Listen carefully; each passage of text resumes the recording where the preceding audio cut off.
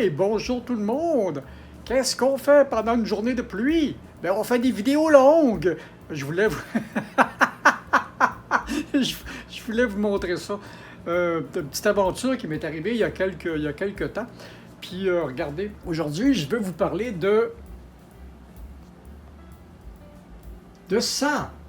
C'est pas une publicité, mais c'est une petite aventure à cause d'une petite aventure qui m'est arrivée.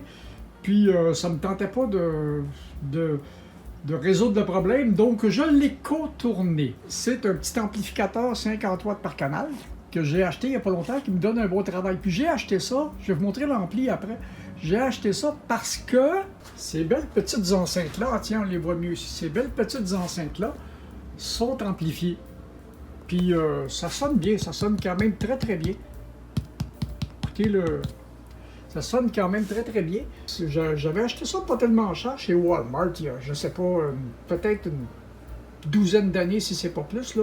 Puis ils m'ont servi de moniteur un petit bout dans le studio. Mais c'était pas assez fidèle pour travailler comme moniteur de studio, mais j'avais un beau son avec ça. Et puis à l'origine, ces petites enceintes-là, c'était fait pour faire marcher les iPods ou les iPhone 4S. Là. Quand on branchait l'iPhone sur cette connexion-là, la télécommande, attendez, je vais vous montrer, la télécommande des fonctions de la boîte devenait contrôler le téléphone, mais j'avais tout ce qu'il fallait pour faire défiler les sélections de musique et les faire jouer, avoir le son, différentes affaires. Donc, puis le problème que j'ai eu avec ces petites boîtes-là, que j'ai beaucoup utilisé, c'est que elles sont les amplificateurs, l'amplificateur a fait défaut. Puis il y a un amplificateur dans, je vais vous montrer. Voilà. Ça c'est l'arrière de la boîte, donc l'amplificateur est dans cette boîte-là. Puis on branche l'autre boîte à partir d'ici jusqu'à sa place où elle est. Et puis, tu as les entrées, puis le on-off de tout le système au complet. Ce qui est arrivé, c'est que les boîtes se sont mis à faire beaucoup de bruit. De bruit de condensateur, là, de troubles de filtrage. Mais le problème que j'ai là-dedans, ça c'est l'amplificateur. Et puis ça, c'est le reste des commandes de la boîte là, pour toutes ces commandes-là. Donc, ce qui arrive, c'est que j'avais un gros bruit, puis ça ne me tentait pas de les réparer. Donc, de problème de filtrage, puis ça se peut que le problème soit causé aussi par le transformateur qu'on voit au fond. Ça arrivait souvent avec les toroïdales. J'ai connu ça à un moment donné dans une place où j'ai travaillé, là. Je mettais l'ampli avec les nouvelles générations d'amplificateurs avec un gros toroïdal dans le rack avec les autres effets, les equalizers, ces choses-là. Là, ça faisait... C'est ce que j'avais sur cette boîte-là. C'est ce que j'avais, puis juste l'autre boîte qui faisait du bruit. Donc, j'ai décidé, ce que j'ai fait pour contourner le problème, c'est qu'on a... On a ici un séparateur de fréquence passif. Donc, ce que j'ai fait, c'est que j'ai débranché le séparateur de l'ampli. Puis, je suis allé brancher mon petit ampli. En place, sans couper aucun fil. Donc, je n'utilise plus l'électronique qui appartient à la boîte. Je la réparerai peut-être à un moment donné. C'est juste que là, ça ne me tentait pas de la démonter. Et puis, le petit ampli, ben le voici. 50 watts par canal. L'alimentation vient d'un autre... l'alimentation est externe.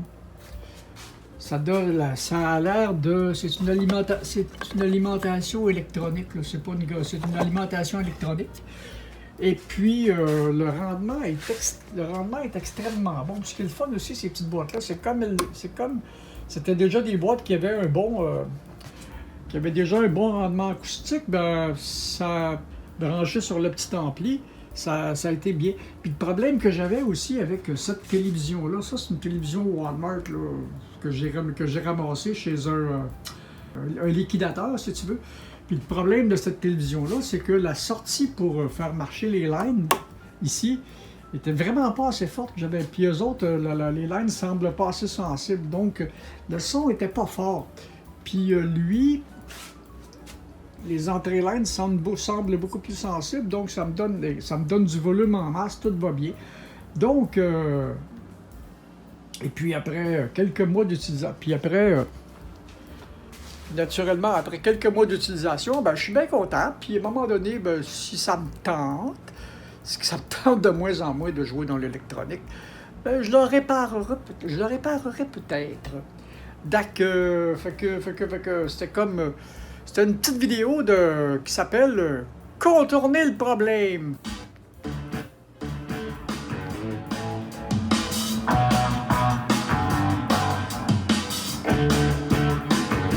Bonjour tout le monde. Et oui, comme c'est un retour dans la cuisine, j'y retourne toujours dans la cuisine ou j'y reviens toujours, c'est comme vous voulez.